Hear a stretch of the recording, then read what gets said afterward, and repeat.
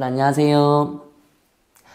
오늘은 누가복음 13장 말씀을 살펴보고 우리에게 주는 교훈을 함께 살펴보도록 하겠습니다. 오늘 본문은 끔찍한 사건을 우리에게 알려주며 시작되고 있습니다. 먼저 두 사람이 예수님께 와서 빌라도가 어떤 갈릴리 사람들의 피를 그들의 제물에 섞은 일에 대해 말씀드렸죠. 이 본문은 갈릴리 사람들이 제사를 드릴 때 빌라도가 그들을 죽인 것인지 아니면 갈릴리 사람들을 죽인 빌라도가 그들의 피를 제물에 뿌렸다는 것인지 어떤 의미인지는 확실히 알 수 없습니다. 확실한 것은 빌라도에 의해 어떤 갈릴리 사람들이 죽임을 당했다고 하는 것이죠. 이 일을 예수님께 보고한 자들은 죽임당한 갈릴리 사람들이 죄가 있어서 벌을 받은 것이라 그렇게 생각했던 것 같습니다. 예수님은 이러한 그들의 생각을 간파하셨죠.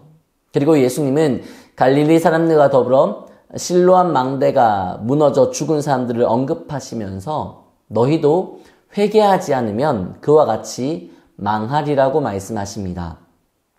우리는 누군가에게 힘겨운 일이 생기고 또 어려운 일이 생기면 우리 스스로 그들의 상황을 진단하고 평가하고 해석하려고 합니다. 분명히 그들이 죄를 지어서 벌받은 것일 거야. 옳지 않은 일을 해서 그들이 저주받은 것일 거야. 그렇게 생각합니다. 그러나 누군가를 진단하고 평가하고 해석할 수 있는 권한은 하나님께만 있는 것이지 우리에게 주어지지 않았습니다. 우리는 늘 낮은 마음과 겸손한 태도로 자신의 죄와 연약함을 발견하고 하나님께 회개하는 자리로 나아가야 합니다. 6절부터 보시면 예수님이 한 비유를 언급하고 계신데 무화과 나무에서 열매를 얻지 못한 포도원 주인이 포도원지기에게 그 무화과 나무를 찍어버리라고 한 비유입니다. 포도원지기는 자신이 그 무화과 나무에게 거름을 주고 잘 돌볼 테니 이후에도 열매가 열리지 않으면 찍어버리소서 그렇게 말씀드렸죠. 이 포도원지기는 심판주이신 하나님 앞에서 우리의 중보자가 되시는 예수님을 의미합니다. 여러분, 우리에게 자신의 죄와 연약함을 회개하고 돌이킬 수 있는 기회가 항상 언제까지나 주어지는 게 아닙니다. 그러므로 우리는 다른 사람들의 죄와 연약함에 대해 판단하고 해석하려고 하는 마음을 내려놓고 자신의 죄와 자신의 연약함을 살피고 예수 이름을 힘입어 부지런히 회개하는 자리로 나아가야 합니다. 여러분 기억하세요. 믿음이 좋다고 하는 것은 죄를 짓지 않는다고 하는 것을 의미하는 것이 아니라 죄를 지을 수는 있지만 그 죄를 깨닫고 회개하는 속도가 빠르다고 하는 것을 의미합니다. 10절부터 보시면 18년 동안 귀신 들려 꼬부라진 채 살아왔던 여자가 등장하고 있죠. 예수님은 이 여인을 안수하고 고쳐주셨지만 회당장은 안식일에 하지 말아야 할 것을 했다고 하면서 분을 냅니다. 당시 유대인들은 안식일에 하지 말아야 할 금지 목록을 만들었는데 그들은 안식일에 동물의 등에 짐을 지우거나 운반하는 것을 하지 못하도록 금지시켰습니다. 그러나 동물에게 물을 먹이는 것만큼은 허용했죠. 이것은 하나님이 명령하신 율법이 아니라 하나님의 율법을 이용해 자의대로 자신들 마음대로 금지할 것과 허용해야 할 것들을 만든 것입니다.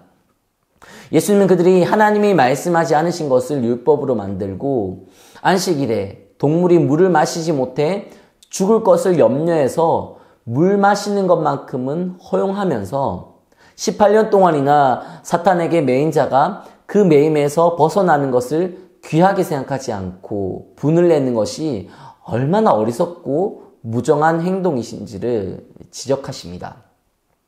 이와 같이 우리는 다른 사람의 연약함을 지적하기에만 급급해하지 말고 그들의 연약함을 품어주고 감싸주는 긍휼함과 더불어 자신 스스로 만들어낸 율법으로 기준으로 다른 사람을 정죄하고 비난하고 있지는 않는지 늘 점검할 수 있어야 합니다. 이와 더불어 예수님은 하나님 나라에 대해 말씀하시는데 겨자씨와 누룩을 도구로 사용하시죠. 겨자씨와 누룩은 보기에는 작고 아주 미약한 것이지만 그것이 자라고 부풀려지면 새들에게 또 사람들에게 유익을 줍니다. 하나님 나라가 지금 당장은 보이지 않고 그래서 아무 유익도 주지 못하는 것처럼 보일 수 있지만 그것을 믿고 사모하며 준비하는 자들에게는 가장 큰 기쁨과 행복을 가져다 줄 것입니다. 하나님 나라에 관한 이 말씀은 예수님께서 자신의 영향력에 대해 말씀하신 것입니다. 예수님의 영향력이 지금 사람들 보기에는 작고 미약해 보일지라도 그 예수님으로 말미암아 주어질 하나님 나라는 예수님을 바라고 예수님을 소망하는 자들에게 가장 큰 기쁨과 만족 그리고 행복을 가져다 줄 것입니다. 본문에 등장하는 여인은 18년 동안이나 사탄에 사로잡혀 있었지만 예수님으로 말미암아 가장 큰 안식, 가장 큰 기쁨을 누리게 되었다고 하는 것이 하나님 나라에 관한 말씀을 통해 증거되고 있는 것입니다. 이어서 예수님은 구원받는 자들이 정리하고 하는 질문에 대해 좁은 문으로 들어가기를 힘쓰라고 하시면서 자신이 구원받은 자라고 생각하지만 실제로는 구원받지 못하여 슬피 울며 이를 갈게 될 자들이 있다고 말씀하십니다. 그리고 헤롯으로 인해 살해 위협을 당하셨음에도 예수님은 자신에게 주어진 사역이 완수될 것이라고 하는 사실과 예수님을 받아들이지 않고 배척한 자들과 예루살렘을 향해 멸망을 예언하십니다. 오늘 본문의 말씀을 통해 우리가 얼마나 어리석고 완악하고 무지한 자들인지를 절감하게 됩니다. 그 옛날 육신이 연약한 사람은 완악하고 어리석은 자들의 공격과 비난을 받았습니다. 그러나 예수님은 그들의 완악함과 어리석음을 지적하시며 그들에게는 심판과 멸망을 선포하셨고 그들의 공격을 받은 연약한 자들에게는 치유와 평안 그리고 영원한 하나님 나라에 대한 소망을 심겨주셨습니다. 오늘도 우리는 주어진 삶의 터전에서 많은 사람들과 마주하며 살게 될 것입니다. 그곳에서 그들을 판단하고 해석하려고 하는 우리의 완악함이 그들에게 상처가 되지 않도록 아픔이 되지 않도록 우리 입술에 파수꾼을 세우고 우리 마음을 지키는 자들로 살아갑시다. 그래서 우리에게 허락하신 진짜 평안과 안식과 참된 소망이 연약한 자들을 살리고 공동체를 회복시키는 도구가 되어서 더 많은 자들을 믿음과 생명의 길로 인도하는 데 쓰임받으시고 오늘 하루 그런 삶을 실천하시는 여러분들 모두가 되시기를 간절히 소망합니다. 기도하겠습니다. 하나님 감사합니다. 우리에게 구원의 은총을 허락하여 주시고 연약하여 죽을 수밖에 없는 저희를 살려주시고 구원의 소망을 간직하며 살아갈 수 있도록 인도하여 주시니 감사합니다. 그런데 하나님 이 모든 은혜를 베풀어 주신 그 주님의 은혜를 의지하지 못하고 하나님 구원받은 자로서 우리가 누리는 그 모든 것들을 가지고 누군가를 평가하고 판단하며 살아가고 있는 것은 아닌지 말씀을 통해 점검해 보게 됩니다. 주님 다시 한번 말씀 앞에 겸비하기를 원하오니 하나님 다시 한번 겸손한 마음으로 무장되어 우리에게 구원의 은혜를 베풀어 주신 주님을 앞세우며 살아가는 인생이 되게 하시고 그 은혜가 필요한 자들에게 그 은혜를 보여주고 섬기며 살아갈 수 있는 자들이 되어질 수 있도록 은혜를 베풀어 주시옵소서.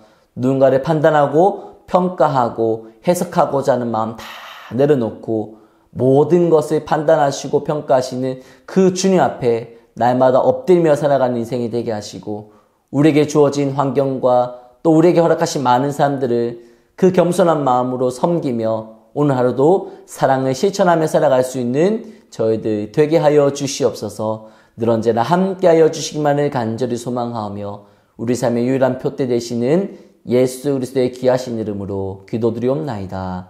아멘.